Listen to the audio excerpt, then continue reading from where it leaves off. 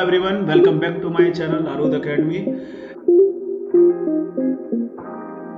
And of all, we have to know what is irrational number. तो इसकी definition क्या है? Irrational number are the real number that cannot be represented as simple fraction. It cannot be expressed in the form of ratio such as p upon q, where p and q are integers and q should not equal to 0. For example, root 5, root 11, root 21, pi etc. are irrational number. तो सबसे पहले इसको समझते हैं कि irrational number वो real numbers होते हैं जिन्हें हम सिंपल फ्रैक्शन के फॉर्म में रिप्रेजेंट नहीं कर सकते। अब ये सिंपल फ्रैक्शन क्या होता है, तो अभी तक आपने सीखा होगा कि सिंपल फ्रैक्शन जैसे कि 2/3, 4/5, 6/7 या 13/19, इस तरह के जो फ्रैक्शन होते हैं इन्हें सिंपल फ्रैक्शन कहते हैं। क्यों इन्हें सिंपल फ्रैक्शन कहते हैं? वजह ये है कि जो न्यूमरेटर एंड जो नीचे डिनोमिनेटर है सब में, इन सब का कॉमन फैक्टर सिर्फ 1 है और 1 के अलावा कुछ नहीं है। जैसे कि आप देख सकते हैं 2 और 3 का फैक्टर सिर्फ 1 है और कुछ नहीं है। 4 और 5 में कॉमन फैक्टर सिर्फ 1 है। 6 और 7 में कॉमन फैक्टर सिर्फ 1 है। 13 और 19 में सिर्फ 1 है। तो मतलब क्या, ऐसे फ्रैक्शन जिसमें न्यूमरेटर एंड डिनोमिनेटर का कॉमन फैक्टर सिर्फ 1 हो और 1 के अलावा कोई फैक्टर ना हो, तो वैसे फ्रैक्शन को हम लोग सिंपल फ्रैक्शन कहते हैं। किसे नहीं कहते हैं सिंपल फ्रैक्शन? जैसे कि अगर आपका 3/6 हो गया या 4/8 हो गया या 10/15 हो गया, इन सबको हम सिंपल फ्रैक्शन नहीं कह सकते। क्यों? क्योंकि न्यूमरेटर यहाँ पर डिनोमिनेटर का दोनों का कॉमन फैक्टर 1 के अलावा कुछ और भी है। जैसे क्या क्या है कि 3 में जैसे कि हम उसको काट दे, 3 1 जा 3, 3 2 जा 6, यानी इसमें कॉमन क्या था? 3 का फैक्टर क्या क्या है? 3 and 1। 6 का फैक्टर क्या क्या है? 3 and 2। तो यानी दोनों में कॉमन फैक्टर क्या आ रहा है? 3 आ रहा है। और 1 तो सबका कॉमन फैक्टर है, 1 इसमें भी नहीं है तो इसमें भी होगा ही। सब 1 ये जानते हैं कि 1 जितने भी रियल नंबर्स होते हैं सबका फैक्टर होता है। तो यहाँ पर 1 के अलावा भी कॉमन फैक्टर है 3 और 6 का, तो इसलिए 3/6 को हम simplest form of fraction consider नहीं कर सकते। Same as 4/8 also not considered as simple fraction because 4 and 8 have as a factor 4 दोनों में कॉमन फैक्टर है। जैसे कि इसको अगर हम डिवाइड करें 4 1 जा 4 और ये 4 2 जा 8। हाँ, 1/2 जो इसका फॉर्म आया ये सिंपलेस्ट फॉर्म है।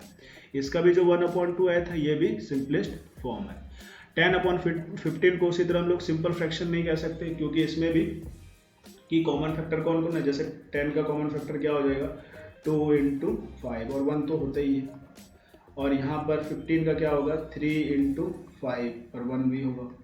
तो याद देख रहे हैं कि 5 भी कॉमन फैक्टर है और 1 भी है। जबकि सिंपलेस्ट फ्रैक्शन होने के लिए हमें क्या चाहिए कि सिर्फ न्यूमरेटर और डिनोमिनेटर का कॉमन फैक्टर 1 होना चाहिए, 1 होना चाहिए, जो कि यहाँ पर नहीं है। यहाँ पर 5 भी है साथ में, इसलिए ये जो 3/6, 4/8 और 10/15 था, इन्हें हम सिंपल फ्रैक्शन कंसिडर नहीं कर सकते। सिंपल फ्रैक्शन कौन? इस टाइप का होता है।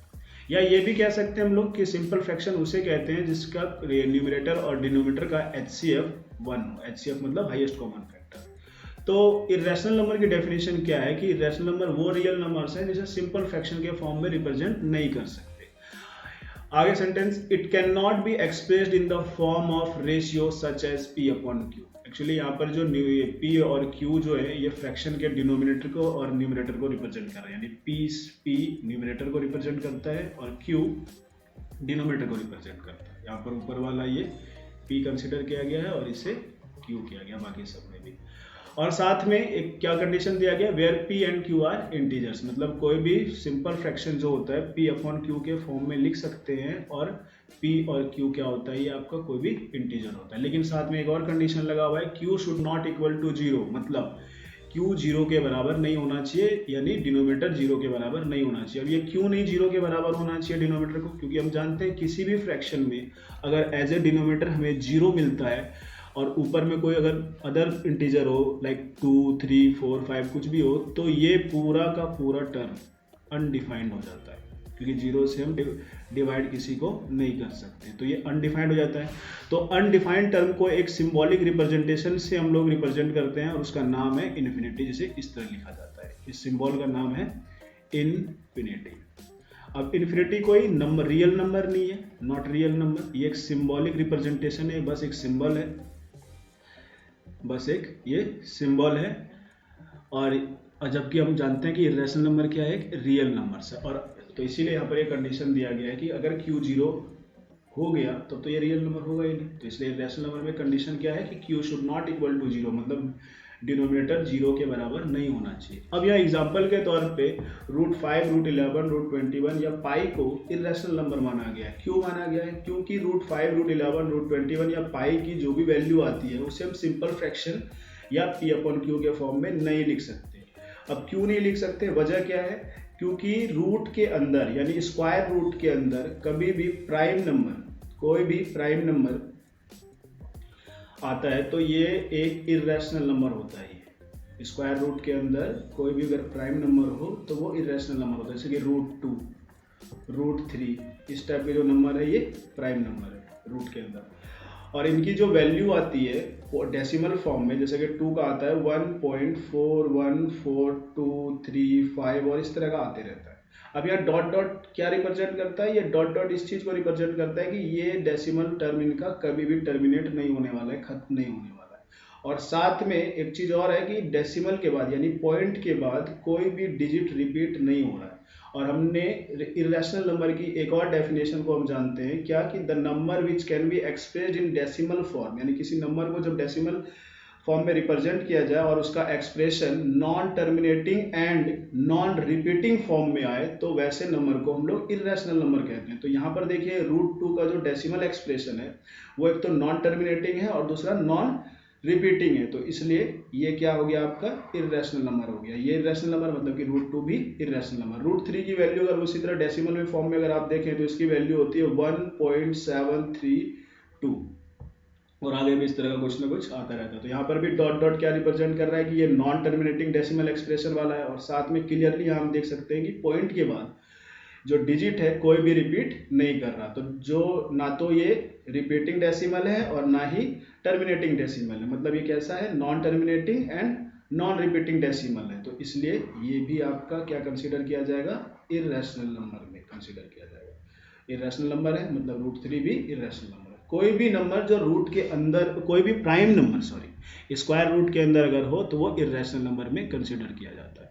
अब यहाँ पर जैसे यहाँ √21 को देख रहे हैं आप लोग, इसे भी कर दिया गया कि इरेशनल नंबर हो, जबकि हम जानते हैं कि √21 तो प्राइम नंबर नहीं होता, क्योंकि प्राइम नंबर किसे कहते हैं, जिसके पास सिर्फ 2 ही फैक्टर हो। जबकि हम जानते हैं 21 के पास कौन कौन फैक्टर है, एक तो सबका फैक्टर होता है, दूसरा 3 होगा, 3 के टेबल में भी आता है, 7 के टेबल में भी आता है और खुद ये 21 के टेबल में तो आएगा। तो यहाँ पर तो 21 के पास 4 फैक्टर है, तो ये तो प्राइम नंबर नहीं है। तो फिर क्यों स्क्वायर रूट के अंदर इसे भी हमने कंसीडर कर लिया है इरेशनल नंबर के तौर पर?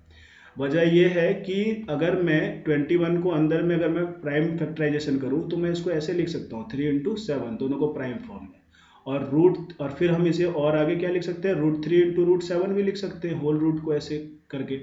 और ये इरेशनल नंबर और ये भी इरेशनल नंबर। तो हम ये जानते हैं irrational number into irrational number हमें जो भी रिजल्ट देगा वो क्या होगा, एक इरेशनल नंबर ही होगा। ठीक है, तो इसलिए तो यहाँ पर भी हमें इरेशनल नंबर मिलेगा, तो यानी ये भी पूरा क्या हो गया, इरेशनल नंबर होगा। और ये किसके बदले था, √21 के बदले था, तो इसलिए √21 भी एक इरेशनल नंबर होगा। पहले तो मैंने ये क्या बोला कि स्क्वायर रूट के अंदर अगर प्राइम नंबर है तो वो इरेशनल नंबर होगा ही होगा, लेकिन अगर स्क्वायर रूट के अंदर प्राइम फैक्टर के फॉर्म में भी नंबर हो तब भी वो इरेशनल नंबर होगा। लेकिन बस एक शर्त होनी चाहिए कि जो प्राइम फैक्टर होना चाहिए वो सेम नहीं होना चाहिए। जैसे कि अगर हम 4 की बात करते हैं √4 और इसका अगर हमने फैक्टराइजेशन निकाला 2 × 2 निकाला, तो अभी यहाँ पर अभी जैसे ये हो गया क्या, √2 × √2, तो ये भी इरेशनल नंबर है और ये भी इरेशनल नंबर है, क्योंकि हम इसको इस फॉर्म में लिख सकते हैं। और यहाँ पर देख रहे हैं कि ये स्क्वायर के अंदर प्राइम नंबर है, यहाँ पे स्क्वायर रूट के अंदर प्राइम नंबर है, तो इस हिसाब से तो भाई क्या इरेशनल, ये भी इरेशनल नंबर और ये भी इरेशनल नंबर। और अभी मैंने क्या बताया कि इरेशनल इंटू इरेशनल ही होता है, लेकिन ये सिर्फ किस कंडीशन में होता है, जब ये दोनों डिफरेंट इरेशनल नंबर हो, मतलब कि रूट के अंदर अलग अलग ये नंबर हो। जैसे यहाँ पर √3 है तो यहाँ पर आपका √7 आ गया था, तब जाकर के ये इरेशनल नंबर हो गया। √2 है और √3 के साथ गुना करें तब भी ये इरेशनल नंबर होगा। लेकिन अगर स्क्वायर रूट के अंदर सेम नंबर आ गया, जैसे √2 भी यहाँ पर आ गया और यहाँ पर भी √2 आ गया, तो इसका जानते हैं मतलब कितना होता है, 2 आता है, या √3 × √3। ठीक है, तो ये भी क्या होता है आपका इर्रेशनल नंबर होता है। तो बस ध्यान ये रखना है कि स्क्वायर रूट के अंदर सबसे पहली बात अगर प्राइम नंबर हो तो इर्रेशनल नंबर हो, साथ में प्राइम फैक्टर भी रहे, प्राइम फैक्टर के फॉर्म में भी अगर कोई नंबर रहे, प्राइम फैक्टर के फॉर्म में जैसे कि √2 × 3 मतलब क्या √6 के फॉर्म में रहे या √14 के फॉर्म में रहे। हम जान रहे हैं ये प्राइम नंबर नहीं है, लेकिन हम इसका प्राइम फैक्टराइजेशन कर सकते हैं 2 × 7 या √6 को हम लोग ऐसे लिख सकते हैं, तो ये प्राइम नंबर होगा। बस ये ध्यान रखना है कि ये और ये नंबर यहाँ से सेम नहीं आना चाहिए, तो वो रैशनल हो जाएगा। ठीक है, तो यहाँ से अगर आपको इर्रेशनल नंबर का अगर कंसेप्ट क्लियर हो गया है तो अब हम इससे रिलेटेड क्वेश्चन जो आता है सबसे इंपॉर्टेंट क्वेश्चन, इस पर हम बात कर सकते हैं और इसको समझ सकते हैं। क्वेश्चन क्या दिया हुआ है कि prove that the √2 is a irrational number, ये हमें प्रूव करना है। या इस तरह के क्वेश्चन में आपको कोई भी स्क्वायर रूट के अंदर कोई भी प्राइम नंबर दे दिया जाएगा और उससे बोला जाएगा कि इसे आप इरेशनल नंबर प्रूव करके दिखाओ या शो करके दिखाओ।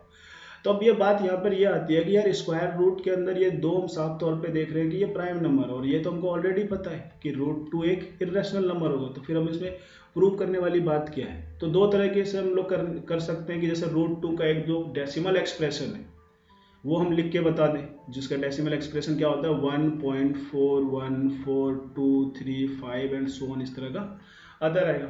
और हम देख रहे हैं कि ये नॉन टर्मिनेटिंग और नॉन रिपीटिंग है, तो इसलिए ये √2 इरेशनल नंबर है।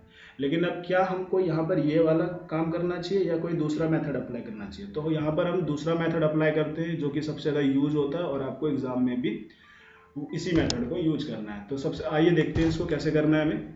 कि सबसे पहले इस तरह के सवाल को प्रूव करने के लिए हम ये मान लेते हैं कि इफ पॉसिबल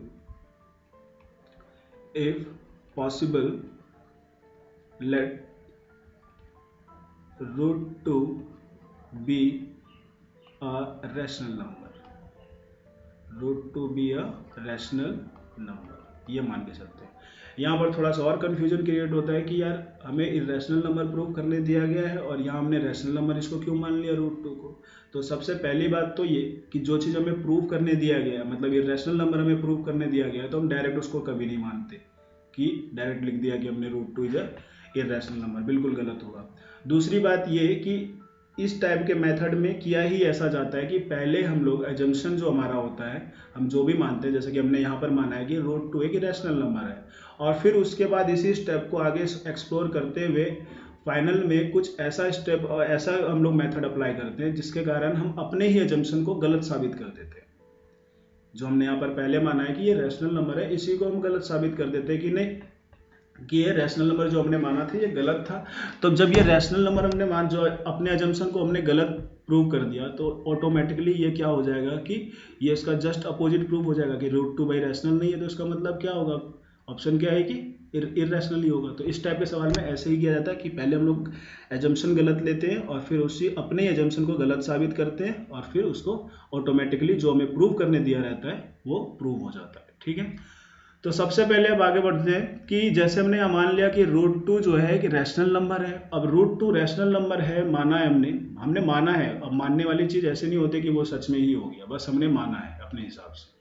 तो √2 रैशनल नंबर माना है, तो क्या अपने हिसाब से हम √2 को a/b के फॉर्म में लिख सकता हूँ। और a/b के फॉर्म में क्यों लिखा, क्योंकि हम ये जानते हैं कोई भी रैशनल नंबर जो होता है उसे हम a/b के फॉर्म में लिख सकते हैं। मतलब क्या, न्यूमरेटर अपॉन डिनोमिनेटर के फॉर्म में लिख सकते हैं। और साथ में ये कंडीशन नेसेसरी है कि जो b है यानी डिनोमिनेटर जो है वो 0 के बराबर नहीं होना चाहिए। अब यहाँ पर a/b माना है, आप p/q भी कई बुक में देखते होंगे, तो आप बिल्कुल फ्री हैं, कुछ भी सपोज कर सकते हैं। तो यहाँ लेकिन साथ में एक कंडीशन जरूरी है कि जो भी डिनोमिनेटर है यहाँ पर वो 0 के बराबर नहीं होना चाहिए। अगर आप p/q मानते तो यहाँ पर आपको लिखना होता कि q should not equal to 0। ठीक है, तो जैसे हम इसको मान लिया, और साथ में एक चीज ये भी समझ के चलेंगे कि ये a/b जो है वो सिंपलेस्ट फॉर्म में है। ठीक है, a/b जो है वो सिंपलेस्ट फॉर्म में है, a/b is in simplest form. और अभी हमने पहले पढ़ चुका कि सिंपलेस्ट फॉर्म क्या होता है। सिंपलेस्ट फॉर्म वो होता है किसी फ्रैक्शन का जिसमें न्यूमरेटर और डिनोमिनेटर का कॉमन फैक्टर 1 के अलावा कुछ नहीं होता। या हम लोग इसके लिए एक दूसरा सेंटेंस भी यूज कर सकते हैं कि a and b are coprime number. अब को प्राइम नंबर क्या होता है, को प्राइम नंबर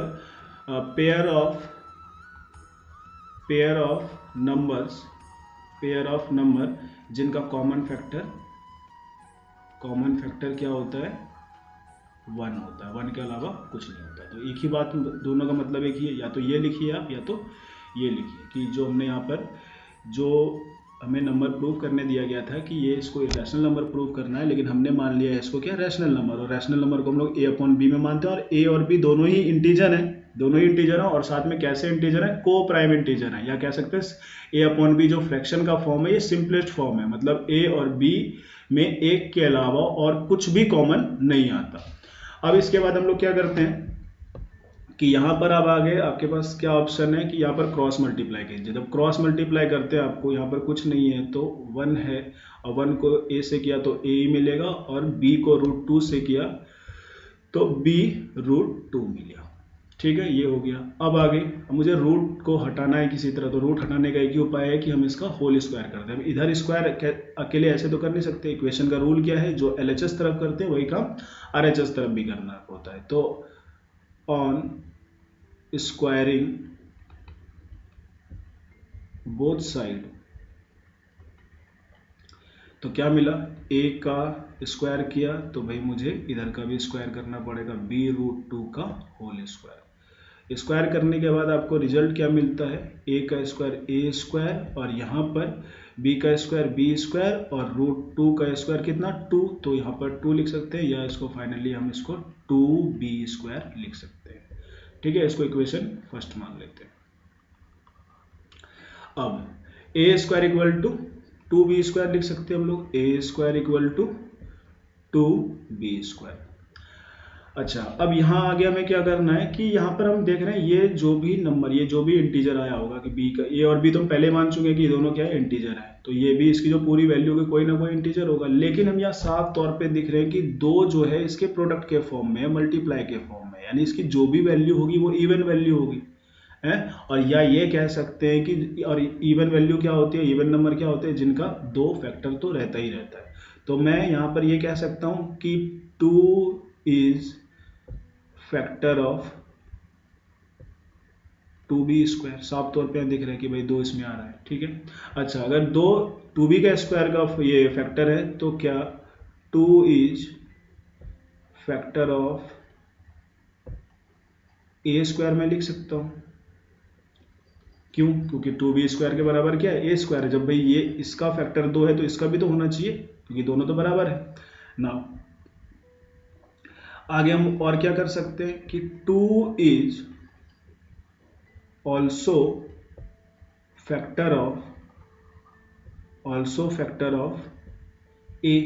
अब ये क्यों लिखा भाई, क्योंकि 2 अगर a स्क्वायर का फैक्टर है तो 2 a का भी फैक्टर होगा। कैसे, अगर मान लीजिए कि जैसे हम ये जानते हैं कि 4 स्क्वायर का फैक्टर 2 होगा, बिल्कुल साफ तौर पे दिख रहा है कि 16 होता है, 16 का फैक्टर 2 तो होता है, तो क्या 4 का भी फैक्टर होगा कि नहीं होगा, तो बिल्कुल होगा, 4 2 का फैक्टर है।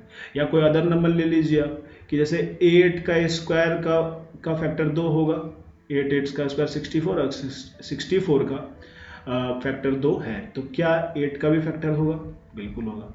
तो सेम उसी तरह हमने ये किया है कि जैसे कि 2a स्क्वायर का फैक्टर है, मतलब 8 स्क्वायर का फैक्टर हो या 4 स्क्वायर का फैक्टर हो, तो 2a का भी फैक्टर होगा। जैसे हमने यहाँ पर लिखा है कि 2 4 के स्क्वायर का फैक्टर है तो 2 4 का भी फैक्टर होगा, जैसे या 8 वाले में किया हमने, तो हमने ये लिख लिया 2 is also factor of a। अब a का फैक्टर है, यानी a बराबर जो भी नंबर होगा उसमें 2 आएगा, और साथ में कुछ यहाँ पर आया होगा वो हमें पता नहीं है। चलो मान लेते हैं यहाँ पर c, यहाँ पर मान लेते हैं हम लोग क्या c, या कोई भी हम लोग इंटीजर मान लेते हैं। ये तो नहीं, डायरेक्ट तो नहीं लिख सकते कि 2a जो है 2 का फैक्टर 2 के बराबर है, 2 जो है a का फैक्टर है, 2 इज फैक्टर ऑफ a। तो यहाँ पर हम लोग ये मान के दोबारा चल लेते हैं कि लेट a बराबर 2 तो रहेगा ही, फैक्टर है तो 2 रहेगा ही, और साथ में कोई ना कोई इंटीजर आएगा जो हमें पता नहीं है, हमने मान लिया c है। यहाँ लिख देते हैं कि where c is integer.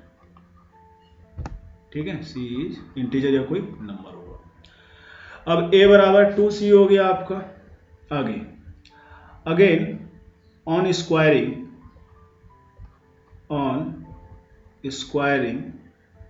Both side, तो आपको क्या मिलता है, इसका स्क्वायर कीजिए, a का स्क्वायर और फिर यहाँ पर 2c का स्क्वायर। तो आपको क्या मिलता है,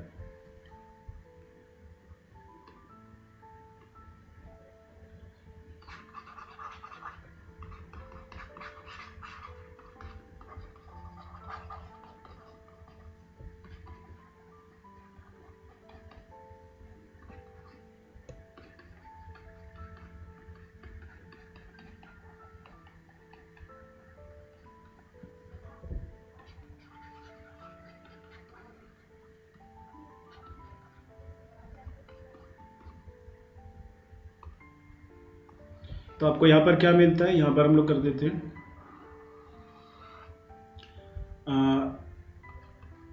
ए स्क्वायर इक्वल टू, ये हो गया आपका ए स्क्वायर और इक्वल टू यहाँ पर 2c का होल स्क्वायर, इसका मतलब 4c स्क्वायर। ठीक है।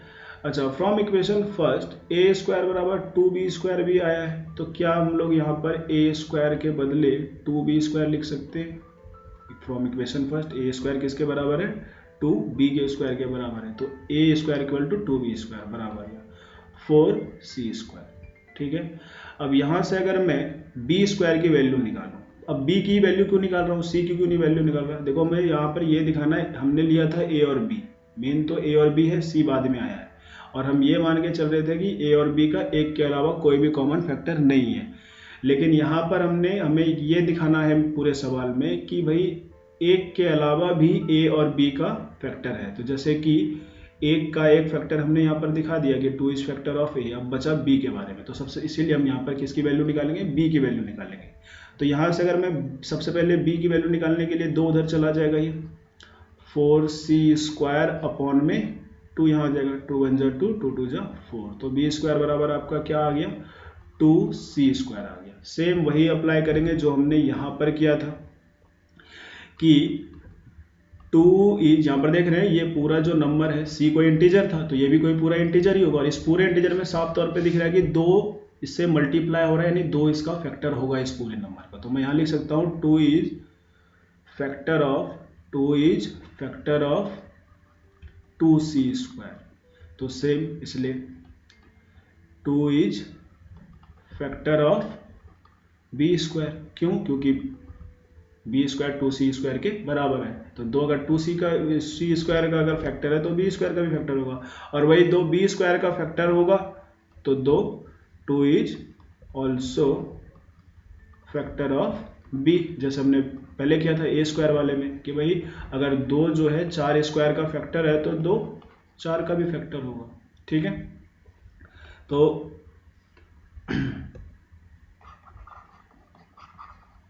आगे हम लोग यहाँ देखते हैं, तो ये निकल गया 2 is also factor of b, तो ये दूसरी बात हो गई। तो यहाँ से क्या पता चला कि क्या दिख रहा है कि 2 is factor of a and b, दोनों का दिख रहा है। यहाँ पर भी देखा कि भाई 2 जो है a का भी फैक्टर है, और यहाँ से हमको क्या पता चला 2 जो है b का भी फैक्टर है। अब ये क्या कर रहा है, this contradict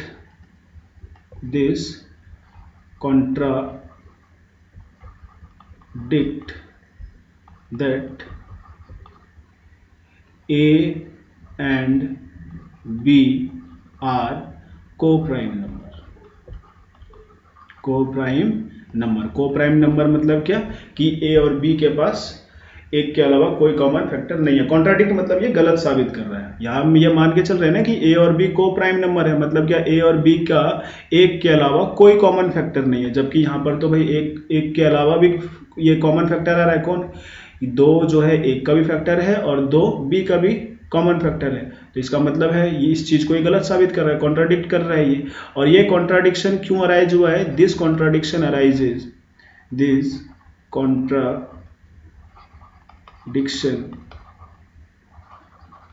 arises due to our wrong assumption, कि हमने गलत माना है, उसके कारण ये गलतफहमी पैदा हो गई।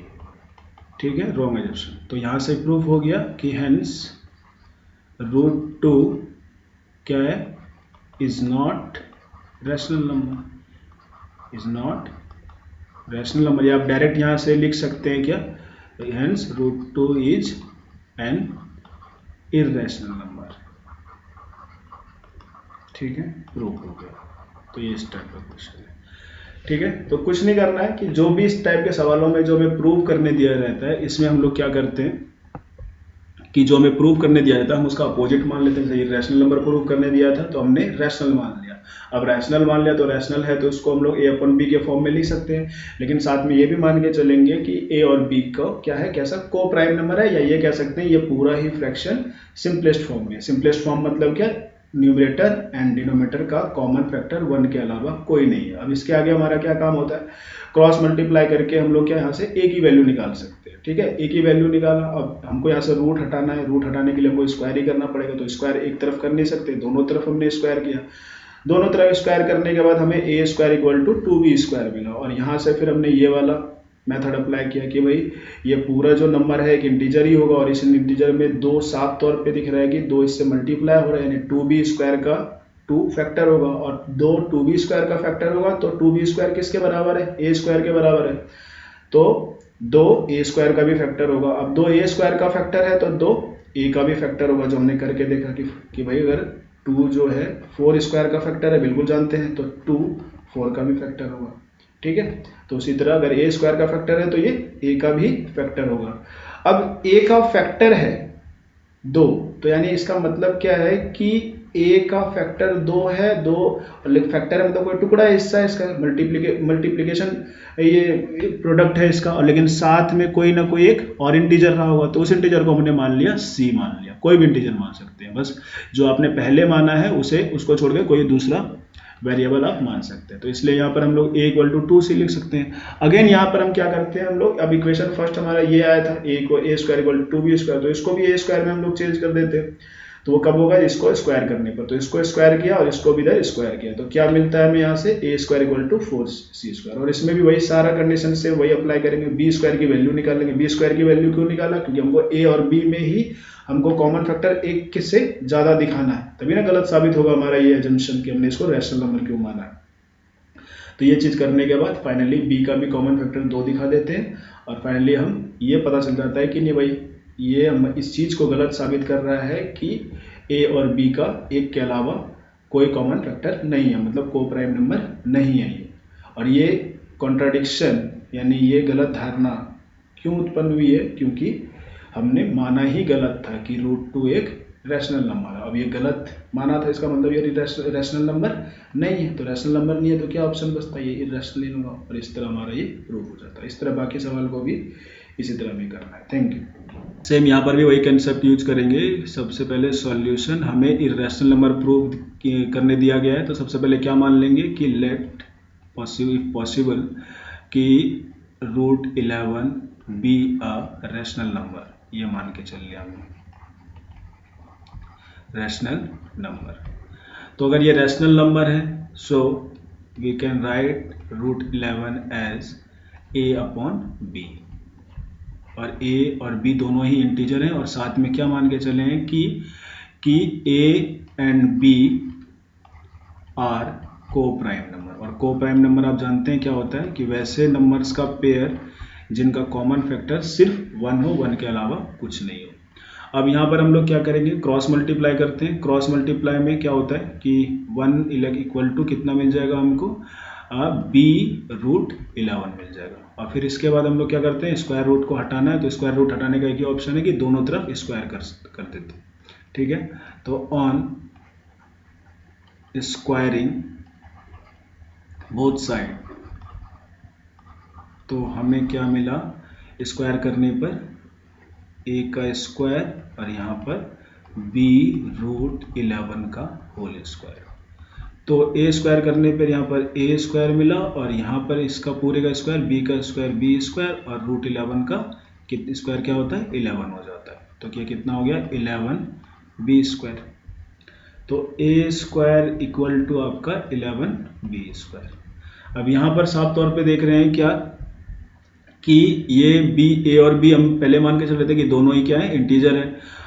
तो ये यहाँ पर इस पूरे की वैल्यू क्या होगी, एक इंटीजर ही होगी। और इसमें साफ तौर पे दिख रहा है कि 11 मल्टीप्लाई के फॉर्म में, यानी 11 इस पूरे नंबर, ये पूरा जो भी नंबर होगा 11b स्क्वायर की वैल्यू जो भी होगी उसका 11 तो फैक्टर ये होगा ही। तो हम यहाँ पर लिख सकते हैं कि 11 is factor of 11b square, यानी पूरे इस नंबर का 11 फैक्टर होगा। तो अगर 11b स्क्वायर का फैक्टर है, सो 11 is factor of a square also, क्योंकि a स्क्वायर 11b स्क्वायर के बराबर है। 11b स्क्वायर का अगर 11 फैक्टर है तो a स्क्वायर का भी फैक्टर होगा। आगे अगर आगे क्या लिख सकते हैं, सो 11 is also factor of a। क्यों? जैसे वो 2 वाले कंडीशन में हमने किया था कि जैसे कि अगर मान लीजिए 11 का स्क्वायर का फैक्टर अगर क्या है 11 है, तो 11 का भी तो फैक्टर होगा, खुद का तो खुद फैक्टर होता है। या अगर आप ऐसे समझ लें 22 का स्क्वायर का फैक्टर 11 है, ये साफ तौर पे दिख सकता है, तो क्या 22 का फैक्टर 11 होगा? बिल्कुल होगा। तो सेम यहीं पर इसी तरह कि अगर 11 a स्क्वायर का फैक्टर है तो 11 a का भी फैक्टर होगा। अब 11 a का फैक्टर होगा तो क्या हम लोग a इक्वल टू 11 लिख सकते हैं, और साथ में फैक्टर है 11, सिर्फ फैक्टर है साथ में। अब यहाँ पर जैसे देखें कि 11 क्यों फैक्टर इसको बोल रहे हैं, क्योंकि अगर हम इसका फैक्टराइजेशन करें तो 11 इंटू 2 मिलेगा। तो 11 तो दिख रहा है, लेकिन साथ में कोई ना कोई अदर इंटीजर आ रहा है। तो हमें ये पता है कि 11 जो है 1a का फैक्टर है, लेकिन साथ में कोई ना कोई तो इंटीजर होगा जो कि हमको यहाँ पता नहीं है, तो वो उसे हम मान लेते हैं क्या, c मान लेते हैं। ठीक है, तो ये हमने माना है कि late a equal to 11c। 11c क्यों माना? क्योंकि ये तो हमने पहले से पता है कि 11 a में आ रहा है, फैक्टर है उसका, और साथ में कोई ना कोई इंटीजर होगा उसके मल्टीप्लाई के फॉर्म में। और c क्या है? c is any integer, c is any integer. ठीक है, अब 11, अब जैसे कि यहाँ पर ये जो आपका आया था इक्वेशन फर्स्ट मान लेना था इसे। ठीक है, अब अगर मैं स्क्वायर करूँ दोनों तरफ, on squaring both side we get a square, और 11c स्क्वायर का कितना स्क्वायर हो जाएगा, पूरे का अगर स्क्वायर करेंगे तो हमें मिलेगा 11 का स्क्वायर 121 और c का स्क्वायर c स्क्वायर। ठीक है, अच्छा a स्क्वायर इक्वल टू हम लोग क्या 11b स्क्वायर भी लिख सकते हैं फ्रॉम इक्वेशन फर्स्ट से। तो a square equal to 11b square equal to 121c square. कहाँ से लिखा हमने? फ्रॉम इक्वेशन फर्स्ट से। ठीक है, इक्वेशन फर्स्ट में a square equal to 11b square था। अब यहाँ पर हमें क्या करना है, तो यहाँ पर अब b स्क्वायर की वैल्यू निकालनी है, तो इसी इक्वेशन से। तो अगर मैं यहाँ से b स्क्वायर की वैल्यू निकालूँ तो 11 क्या हो जाएगा, राइट साइड चला जाएगा, 121c स्क्वायर के नीचे आ गया 11, और यहाँ से कट जाएगा 11 बन जाए 11 और 11 बन जाए, ये 11 टाइम में ही कट जाएगा। तो b स्क्वायर इक्वल टू कितना आ गया आपका 11c स्क्वायर। और यहाँ पर भी सेम फंडा यूज करेंगे, ये जो भी होगा कोई इंटीजर है, क्योंकि c हम मान के चल रहे हैं कोई ना कोई ये इंटीजर है, तो ये पूरी वैल्यू भी इंटीजर होगी। और साफ तौर पे दिख रहा है ये जो भी नंबर होगा, जो भी इंटीजर होगा, उसका फैक्टर 11 तो होगा ही होगा। तो यहाँ पर क्या लिखेंगे, since 11 is factor of 11c square, so 11 is factor of b square, क्योंकि 11c स्क्वायर b स्क्वायर के बराबर है। और अगर 11b स्क्वायर का फैक्टर है, सो 11 is also factor of b, जैसे कि हमने यहाँ पर देखा था कि अगर 11 स्क्वायर 11 का फैक्टर 11 है तो 11 का भी होगा, या 22 स्क्वायर का फैक्टर 11 है तो 22 का भी होगा। तो सेम यहाँ पर भी वैसे लिखा है कि 11 अगर b स्क्वायर का फैक्टर है तो b का भी होगा, स्क्वायर वाले टर्म का होगा तो विदाउट स्क्वायर वाले यानी सिंगल पावर वाले का भी तो होगा ही। तो अब यहाँ दो स्टेटमेंट अब देख रहे हैं हम लोग कि 11 जो है a का भी फैक्टर आ रहा है और दूसरा 11 b का भी फैक्टर आ रहा है। अब यहाँ से हमको क्या पता चला, since 11 is factor of a and b both, ठीक है, दोनों का फैक्टर है आपका। और जबकि हमने यहाँ क्या मान के चला है कि ए और बी तो को प्राइम नंबर है, मतलब कि ए और बी का एक के अलावा कोई कॉमन फैक्टर नहीं है। तो ये चीज हमें क्या बता रहा है कि ये गलत साबित कर रहा है। दिस कॉन्ट्राडिक्ट दिस, ये जो स्टेटमेंट है दिस कॉन्ट्राडिक्ट का मतलब पहले ही बताया, मतलब गलत साबित करना। Contradict that A and B are coprime number,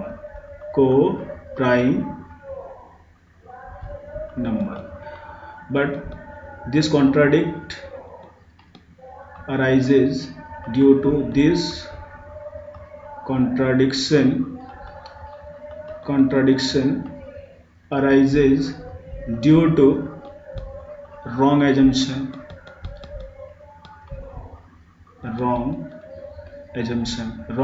क्या था हमारा कि हमने रूट 11 को रैशनल नंबर माना था।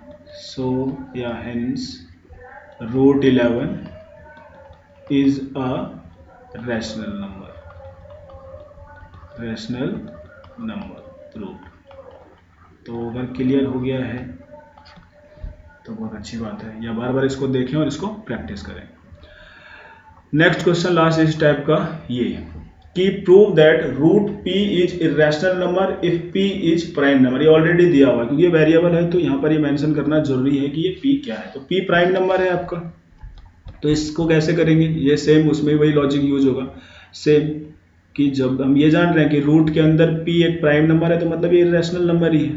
तो उसे कैसे प्रूव करेंगे, तो मान के चलेंगे कि let root p be a rational number, root p be a rational number.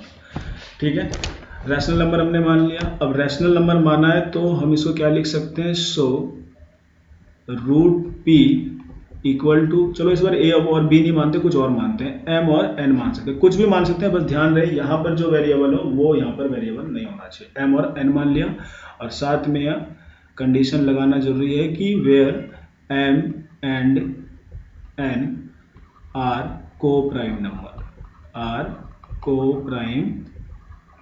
Number, मतलब m और n का एक के अलावा कोई फैक्टर नहीं है। सेम यहाँ पर वही क्रॉस मल्टीप्लाई करेंगे, क्रॉस मल्टीप्लाई करने पर आपको क्या मिलेगा, यहाँ पर कुछ नहीं है तो 1 है, 1 इंटू m हो जाएगा, और यहाँ पर क्या हो जाएगा n रूट p। और फिर हम क्या करते थे, हम इसका स्क्वायर रूट हटाना होता था तो क्या करते थे, दोनों तरफ स्क्वायर करते थे। तो दोनों तरफ स्क्वायर करेंगे, डायरेक्ट करता हूँ, यहाँ पर स्क्वायर m स्क्वायर हो जाएगा, और इसका स्क्वायर क्या होगा n स्क्वायर, और रूट पी का स्क्वायर तो क्या हो जाएगा p हो जाएगा। चलिए ये n स्क्वायर p आ गया, या इसको हम लोग ऐसे भी लिख सकते हैं, स्क्वायर वाले को बाद में लिखिए और p इधर रख लीजिए, और n स्क्वायर ऐसे भी लिख सकते हैं। तो यहाँ पर साफ तौर पे दिख रहा है कि m और n तो जो भी है इंटीजर ही है, और ये भी वैल्यू जो भी आई होगी इंटीजर है। अब ये इंटीजर है तो यहाँ पर हम क्या जान सकते हैं कि p is factor of p n square, जैसे हमने पहले किया था 11 और रूट 2 वाले में किया था। p is factor of p n square, क्योंकि p साफ तौर पे दिख रहा है कि यहाँ पर मल्टीप्लाई के फॉर्म में। तो आगे p is also factor of किसका, m स्क्वायर का, क्योंकि p n स्क्वायर किसके बराबर है, m स्क्वायर के बराबर है, तो इसका ही फैक्टर होगा। और अगर ये p m स्क्वायर का फैक्टर है तो p is also factor of m होगा। चलिए एक स्टेटमेंट ये मिल गया। अब ये जान रहे हैं कि p फैक्टर है, ध्यान रहे p फैक्टर है किसका, m का। तो हम ये मान के चलें कि m इक्वल टू p, और यहाँ पर कोई दूसरा नंबर इस बार ले लेते हैं, चलो a नहीं है इस बार, a मान के चल लेते हैं, कुछ भी मान सकते हैं आपको जो पहले यूज नहीं हुआ है। और क्यों माना है इसका, क्योंकि हम ये जान रहे हैं कि ये p जो है m का फैक्टर, यानी m में p मल्टीप्लाई में आएगा और साथ में कोई ना कोई तो इंटीजर आएगा, कुछ नहीं 1 तो आ सकता है, लेकिन हमें ये चीज़ पता नहीं है, तो वो यहाँ पर अननोन टर्म है तो उसे हमने a मान लिया हमने, इसलिए हमने यहाँ पर लिखा कि let p equal to p a, where a क्या है, कोई इंटीजर है। इंटीजर को हम लोग z से रिप्रेजेंट करते हैं, और इंटीजर कैसा, जनरली पॉजिटिव इंटीजर, ठीक है, या नॉन जीरो इंटीजर, जीरो नहीं हो सकता ये, ठीक है, नॉन जीरो। अब आगे ये चीज़ हो गया। अगेन यहाँ क्या करते थे, अगेन स्क्वायर, तो स्क्वायर करने पर ऑन स्क्वायरिंग बोथ साइड तो क्या मिलेगा आपको एम स्क्वायर, और यहाँ पर स्क्वायर करेंगे तो क्या पी स्क्वायर और ए स्क्वायर। अच्छा, इक्वेशन फर्स्ट इसको अगर हम मान लिख के चलते हैं तो एम स्क्वायर बराबर यहाँ पर क्या है पी एन स्क्वायर। तो क्या मैं यहाँ पर एम स्क्वायर के जगह पर पी एन स्क्वायर लिख सकता हूँ? बिल्कुल, और ये जैसे का तैसे लिख दिया एज इट इज। अब यहाँ पर मुझे किसकी वैल्यू निकालनी है? देखो m का एक फैक्टर हम निकाल चुके हैं कि p है, अब बचा n का, तो यहाँ से n की वैल्यू निकालनी होगी। तो n स्क्वायर इक्वल टू कितना हो जाएगा आपका p square upon a square upon में p। तो हम ये जान रहे हैं p से एक ये कट जाएगा, तो यहाँ पर क्या मिला आपका p a स्क्वायर। अब p a स्क्वायर ये खुद एक क्या होगा इंटीजर होगा, और सेम इसमें भी वही वाला स्टेप यूज करते रहेंगे जो यहाँ पर हमने इस तरह किया या पहले जैसे किया था कि since p is factor of, किसका फैक्टर होगा? पी ए स्क्वायर का, p is factor of P A square. So p is also factor of किसका? पी ए स्क्वायर किसके बराबर है? एन स्क्वायर के बराबर है, तो यहाँ पर हमने एन स्क्वायर लिख दिया। अब p एन स्क्वायर का फैक्टर है, तो यहाँ पर सेम हम फिर से लिख सकते हैं कि p is also factor of n हो जाएगा, जैसे कि आप पहले से जानते हैं। अब यहाँ से ये वाली बात हो गई कि p, यार क्यों लिख दिया मैंने, p is also factor of n, दोनों सेम ही सेंटेंस है मैंने, ठीक है, कोई टेंशन नहीं है। एंड तो अब देखिए एक स्टेटमेंट ये और एक स्टेटमेंट ये, तो यहाँ से क्या लिख रहा है कि p जो है m का भी फैक्टर है यानी इस m का भी फैक्टर है, और p n का भी फैक्टर है यानी इस n का भी फैक्टर है। और जबकि हम ये मान के चल रहे हैं m और n जो है को प्राइम है, मतलब एक के अलावा इनका कोई भी फैक्टर नहीं है। तो अगेन दिस कॉन्ट्राडिक्ट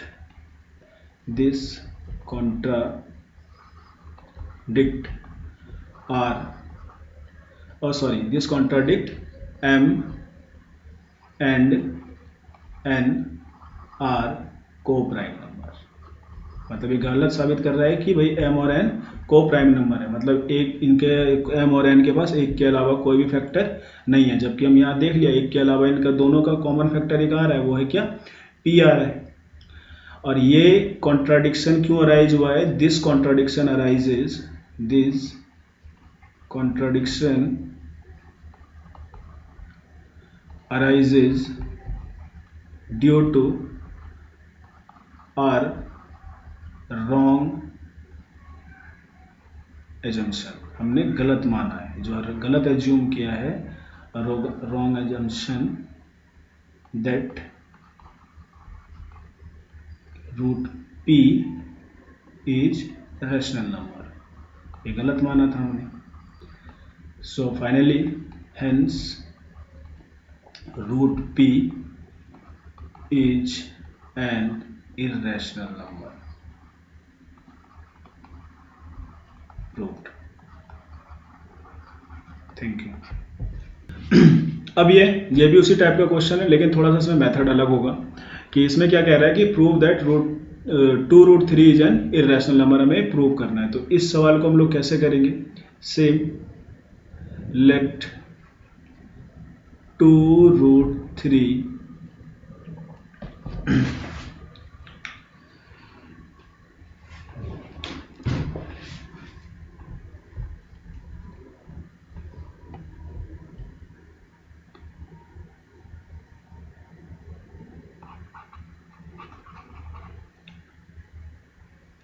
अब देखिए ये भी उसी टाइप का क्वेश्चन है, इसमें भी हमें √2√3 को इरेशनल नंबर प्रूव करना है, ठीक है। इसमें थोड़ा सा मेथड पहले वाले से डिफरेंट हुआ, क्यों? क्योंकि इसमें सिर्फ √3 इस बार नहीं है, सिर्फ इरेशनल नंबर वाला फॉर्म नहीं है, साथ में एक मल्टीप्लाई में आपको 2 भी दिया हुआ है। तो इसमें भी हम पहले से जान रहे हैं कि 2√3 जो है वो एक इरेशनल नंबर ही होता है। क्यों होता है? क्योंकि ये हम जानते हैं कि ये जो है आपका रैशनल नंबर है 2, और √3 क्या है आपका इरेशनल नंबर है। और रैशनल इनटू इरेशनल नंबर यानी रैशनल नंबर और इरेशनल नंबर का प्रोडक्ट हमेशा इरेशनल नंबर ही होता है। लेकिन फिर भी हम लोग को प्रूव करके दिखाना है, तो कौन सा मेथड यूज करेंगे? सेम कुछ सिमिलर टाइप का ही है उसी तरह, लेकिन कुछ जगह पर इसका मेथड चेंज हो जाएगा और उससे ज़्यादा ये आसान है। सबसे पहले ये देखिए, इसमें ये मान के चलते हैं कि if possible late 2√3 be a rational number. इसको हमने रैशनल नंबर मान लिया, क्योंकि जो चीज़ प्रूव करना होता है उसका हम जस्ट अपोजिट मानते हैं इस तरह के सवाल में, रैशनल नंबर। और अगर 2√3 को अगर हमने रैशनल नंबर मान लिया, then we can write 2√3 equal to a/b।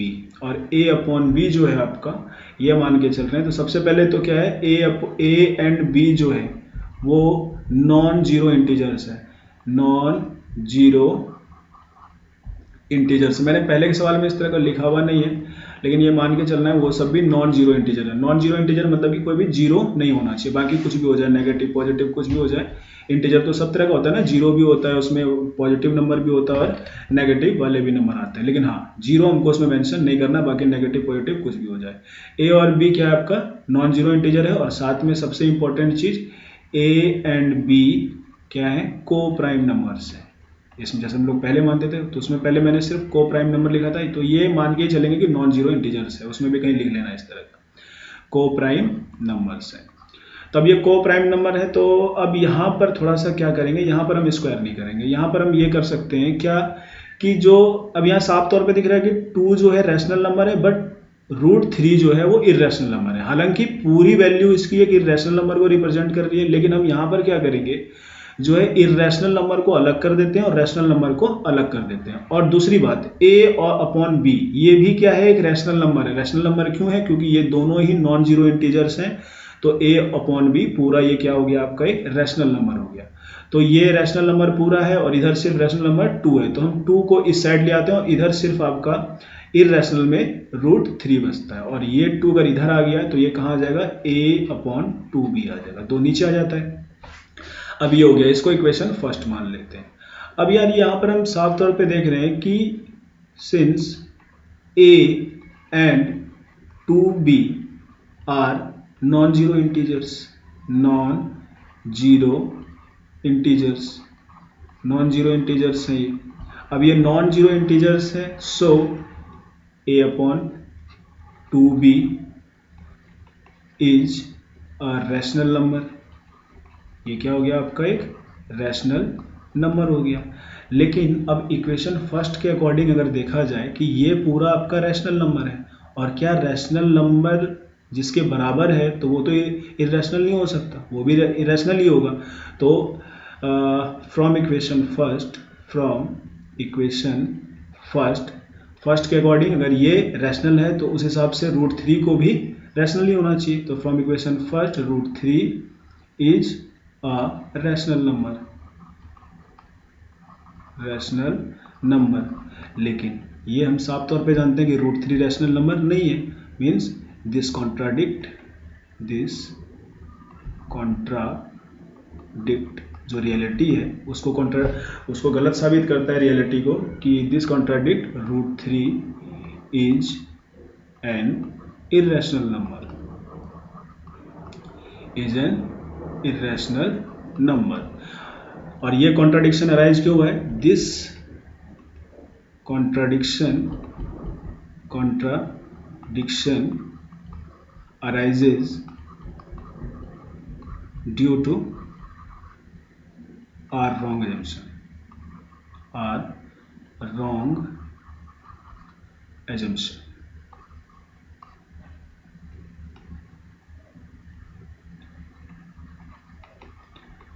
That क्या wrong assumption किया था हमने, that 2√3 is a rational number.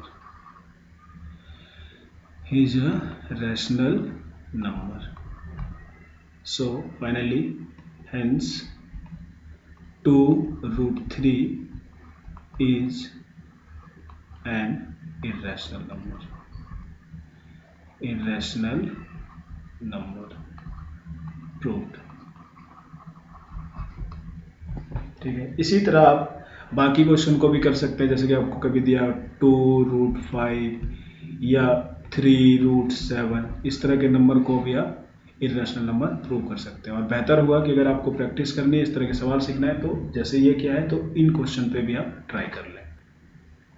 Next question same उसी तरह कि if A is non zero rational number, दिया हुआ है कि ए जो है वो एक रैशनल नंबर है, नॉन जीरो यानी इसकी वैल्यू जीरो नहीं है, जीरो के अलावा कोई भी इंटीजर है वो रैशनल नंबर है, एंड रूट भी आपको ऑलरेडी दिया हुआ है कि ये इर्रेशनल नंबर है, तो हमें ये प्रूव करना है कि A root under B is an irrational number. Same उसी तरह का सवाल है जैसे पहले हमने किया है, बस यहाँ पर वेरिएबल वाला टर्म दिया हुआ है, तो इसे भी हम उसी तरह करेंगे। तो सॉल्यूशन, तो सबसे पहले इफ पॉसिबल लेट ए, जिसे हमें प्रूव करना है, इसे प्रूव करना था कि ये रैशनल नंबर है, तो मान के ये चलते हैं A root under B a rational number, ठीक है, इसको हमने रैशनल नंबर मान के चल रहे हैं, रैशनल नंबर। और अगर ये रैशनल नंबर है तो हम क्या लिख सकते हैं, ए रूट बी बराबर, इस बार हम ए अपॉन बी नहीं लिखेंगे क्योंकि ए और बी ऑलरेडी यूज हो चुका है, तो हम कोई दूसरा वेरिएबल वाला टर्म यहाँ पर सपोज कर लेते हैं, मान लेते हैं पी अपॉन क्यू, और साथ में पता है कि कंडीशन क्या है, P and Q R non zero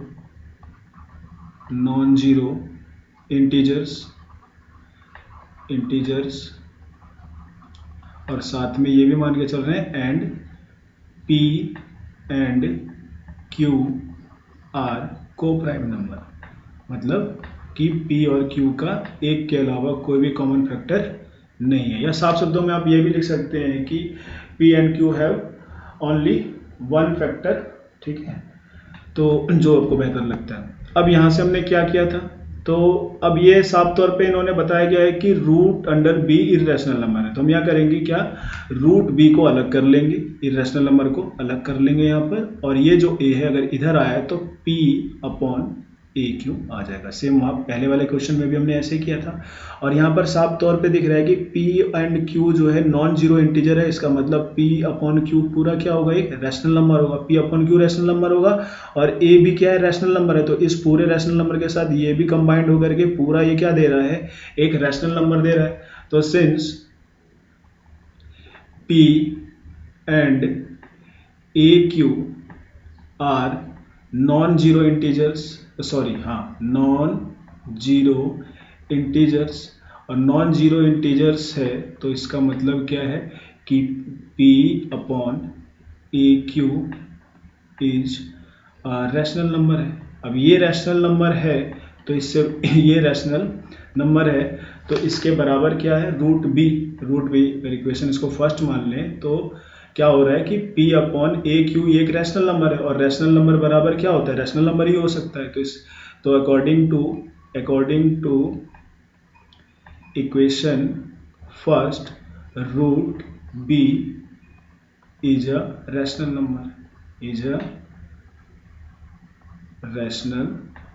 number, लेकिन अब यहाँ तो हमें क्वेश्चन में दिया हुआ था कि रूट बी एक इर्रेशनल नंबर है, मतलब क्या ये कॉन्ट्राडिक्ट कर रहा है, this contradict that root b is irrational number, ये गलत साबित कर रहा है, irrational number।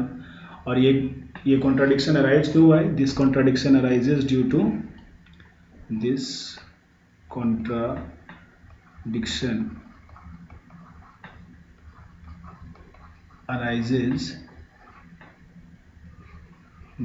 To our wrong assumption, और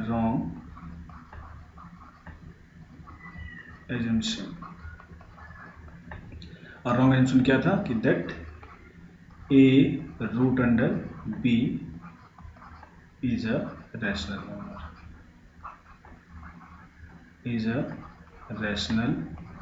नंबर, हेंस फाइनली हमें क्या मिल गया, हेंस अगर ये क्या है, रॉन्ग एजम्पशन है कि ये रैशनल नंबर नहीं है, तो इसका मतलब क्या है, A root B is an irrational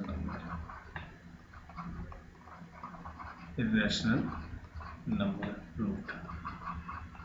बहुत आसान सा सवाल है ये, और इस तरह के सवाल में हमें लॉजिक ध्यान रखना पड़ता है, कोई एक तो पहले वाला लॉजिक देखा हमने और कुछ इस टाइप का लॉजिक देखा। अब इसमें एक और टाइप का क्वेश्चन आता है, वो आगे हम लोग देखते हैं।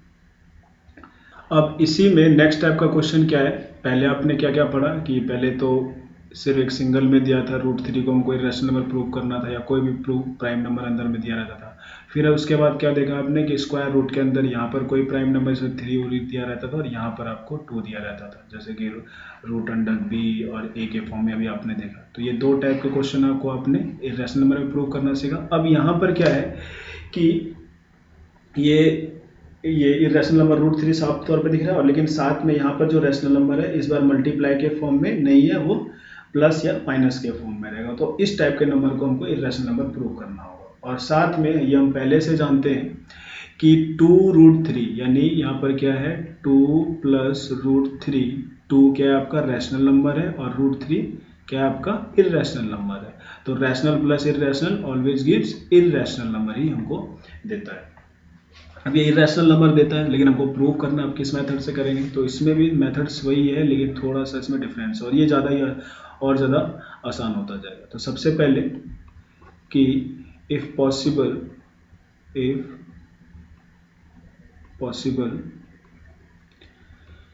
Late 2 plus √3 be a rational number।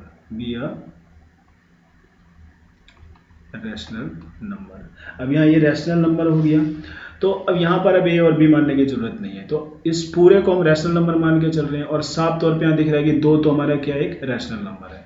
तो अगर 2 यहाँ से मैं ये लिख सकता हूँ, इसलिए 2 प्लस √3 माइनस 2, इसकी भी जो वैल्यू आएगी वो रैशनल नंबर के बराबर होगी, रैशनल नंबर। क्यों? क्योंकि ये आपका रैशनल है, ये आपने मान के चला है, और ये दो रियल में जानते हैं कि ये रैशनल नंबर है। तो रैशनल माइनस रैशनल क्या होगा, रैशनल नंबर ही मिलता है, जैसे कि 4 - 5 या 1/2 - 3/4, जो भी आएगा प्लस हो या माइनस हो, क्या मिलेगा हमको, जो भी मिलेगा वो रैशनल नंबर ही मिलेगा। 9 मिल रहा है रैशनल नंबर मिल रहा है, यहाँ पर भी क्या मिलेगा, रैशनल नंबर ही मिलेगा। तो सेम यहाँ पर जब हमने इसको पहले मान लिया कि ये रैशनल नंबर है और साफ तौर पे 2 दिख रहा है हमको कि ये रैशनल नंबर है, तो रैशनल माइनस रैशनल या रैशनल माइनस रैशनल क्या होता है, हमको रैशनल ही होता है। अब ये हमने 2 को ही क्यों माइनस किया है आगे आपको समझ में आ जाएगा। तो सबसे पहले यहाँ पर देखिए क्या होता है, ये अगर मैं इसको सॉल्व करूँ 2 प्लस √3 और ये माइनस का 2, तो यहाँ से 2 और 2 कैंसिल आउट, 2 में से 2 गया 0, और क्या मिला आपको √3 मिला। अब √3 मिला तो इसके अकॉर्डिंग तो क्या होना चाहिए कि हमने क्या देखा कि रैशनल माइनस रैशनल हमको क्या मिलता है, रैशनल नंबर मिलता है। तो इससे हमको ये पता चलता है फ्रॉम अबव, या इसको अगर आप इक्वेशन मान लेते हैं फर्स्ट, तो फ्रॉम इक्वेशन फर्स्ट ये लिखो या ये लिखो जो लिखना है। फ्रॉम इक्वेशन फर्स्ट क्या हो गया कि √3 is a rational number, √3 is a rational number, जो हमें यहाँ पर ये मिला हुआ है इनको घटाने पर। लेकिन रियलिटी हम जानते हैं कि √3 रैशनल नंबर नहीं है, यानी दिस कॉन्ट्राडिक्ट, ये वाला जो स्टेटमेंट है दिस कॉन्ट्राडिक्ट, ये स्टेटमेंट गलत बताता है क्या, contradict that √3 is irrational number. यानी ये जो स्टेटमेंट के अकॉर्डिंग यहाँ पर जो हमने किया, जो माना है, इसके अकॉर्डिंग √3 क्या हमारा रैशनल नंबर है, और ये स्टेटमेंट हमारा जो रियल स्टेटमेंट है कि √3 एक रैशनल नंबर है, उसको ये कॉन्ट्राडिक्ट कर रहा है, गलत साबित कर रहा है। हाँ, तो क्या है ये, दिस कॉन्ट्राडिक्शन अराइजेज, ये गलत फहमी क्यों प्रोड्यूस हुआ, क्यों अराइज हुआ, this contradiction arises due to wrong assumption that 2 plus √3 is a rational number,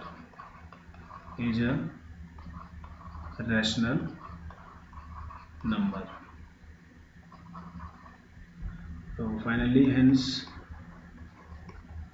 2 plus √3 is, ये पूरा जो एक नंबर है, is an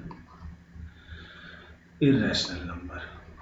रैशनल नंबर ही नहीं है तो मतलब ये इरेशनल नंबर है। अब यहाँ पर एक चीज़ समझते हैं, हमने 2 को ही क्यों घटाया था हमने। देखिए इस तरह के सवाल में हमको वही करना होगा कि जैसे ये रैशनल नंबर माना और यहाँ पर हमको कुछ ऐसा चीज़ हमको ऐड या सब्ट्रैक्ट कर देना है जिसके कारण क्या हो कि ये वाला टर्म हट जाए और सिर्फ हमको ये वाला बच जाए, इरेशनल वाला टर्म मिल जाए। तो यहाँ 2 + √3 था, मुझे यहाँ से 2 को हटाना था। 2 को हटाया क्यों? क्योंकि हम ये जान रहे हैं 2 पहले से रैशनल नंबर है और रैशनल नंबर में अगर रैशनल नंबर घटा दिया जाता है तो हमको क्या मिलता है? रैशनल नंबर ही मिलता है। ठीक है, तो इसको घटाने से फायदा क्या हुआ? सिर्फ ये √3 मिला। अब √3 को हम लोग कह सकते हैं कि ये रैशनल नंबर है जो हमने माना था, लेकिन रियलिटी क्या है? √3 हमारा रैशनल नंबर नहीं है, तो यानी हमारा जो एजम्पशन था इसको गलत साबित करता है और उस हिसाब से हमने कर दिया। अगर इस वाले क्वेश्चन में भी वही कंसेप्ट, लेकिन यहाँ पर अब देखिए थोड़ा सा टर्म चेंज हो गया। यहाँ पर मल्टीप्लाई के भी फॉर्म में है और सब्सट्रैक्शन के भी फॉर्म में भी। अब इस क्वेश्चन में देखिए, इसमें भी हमको रैशनल नंबर प्रूव करना है और थोड़ा सा क्वेश्चन का फॉर्मेट चेंज हुआ है। इस बार इसमें क्या है? मल्टीप्लाई के भी फॉर्म में रैशनल नंबर के साथ और 5 भी रैशनल नंबर है, ये सब्ट्रैक्ट हो रहा है। ऐसे सवालों में एडिशन का वाला भी फॉर्म हो सकता है। ठीक है, तो अब इसे कैसे करेंगे हम लोग? तो सेम वही कंसेप्ट कि सबसे पहले मान लेते हैं कि let 5 - 2√3 be a rational number. सबसे पहले ये मान लिया हमने। अब ये रैशनल नंबर मान के चला, तो अब इसमें हम लोग क्या देख रहे हैं कि 5 जो है, 5 और 2 तो साफ तौर पे दिख रहा है कि ये दोनों रैशनल नंबर है, बस √3 ही इसमें इररेशनल नंबर है।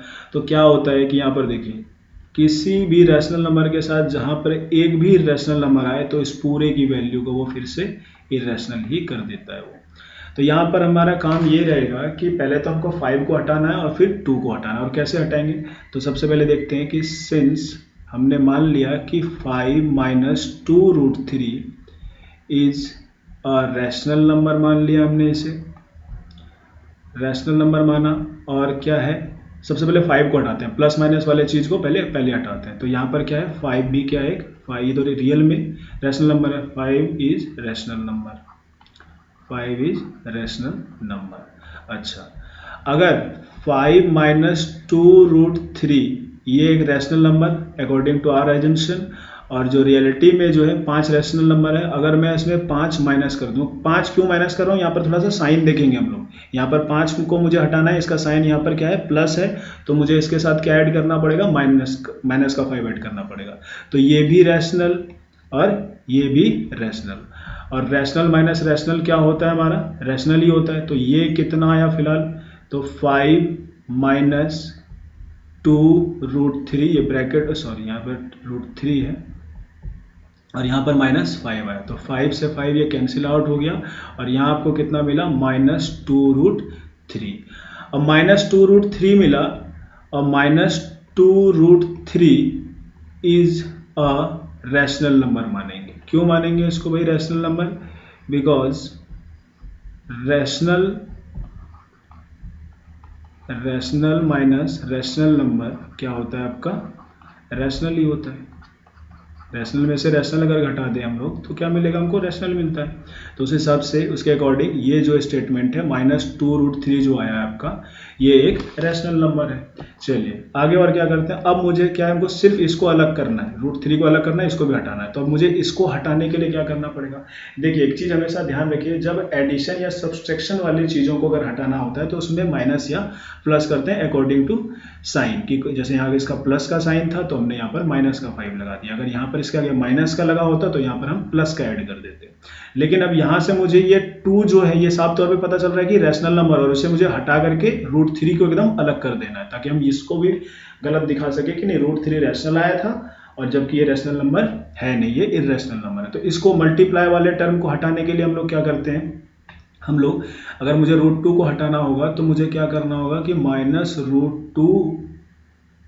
-√3 को अगर मैं -1/2 से मल्टीप्लाई कर दूं। अब -1/2 साफ तौर पे जान रहे हैं कि -1/2 क्या है? एक रैशनल नंबर है। तो इसकी वैल्यू कितनी आ जाएगी हमारी? तो गुना कीजिए तो कटने पर 2 मल्टीप्लाई है, कट सकता है, 2 × 2 2 × 2 और माइनस माइनस प्लस हो जाएगा और ये क्या हो जाएगा? √3। और यहाँ से क्या आया? √3 इज अ रैशनल नंबर आ गया। क्यों रैशनल नंबर आया? क्योंकि सबसे पहले तो -2√3 क्या है? ये रैशनल नंबर है और -1/2 जो है ये हम जानते हैं कि ये रियल में ये रैशनल नंबर होता है। तो since rational into rational number, यहाँ पर इनटू ही हुआ है ना, मल्टीप्लाई किया है। ध्यान रखना, ये याद रखना है हमें कि अगर प्लस माइनस में अगर किसी नंबर को हटाना है तो वहां पर हम लोग प्लस माइनस करते हैं, और मल्टीप्लाई वाले चीज को अगर हटाना है तो वहां पर हम मल्टीप्लाई करते हैं।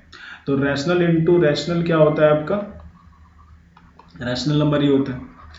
तो उस हिसाब से ये जो हमारे को रैशनल इनटू रैशनल ये जो रिजल्ट मिला है ये क्या होना चाहिए, ये रैशनल ही होना चाहिए। तो इसलिए हमने यहाँ पर लिख दिया कि √3 is a rational number, but reality क्या है, √3 रैशनल नंबर नहीं है, बट √3 इज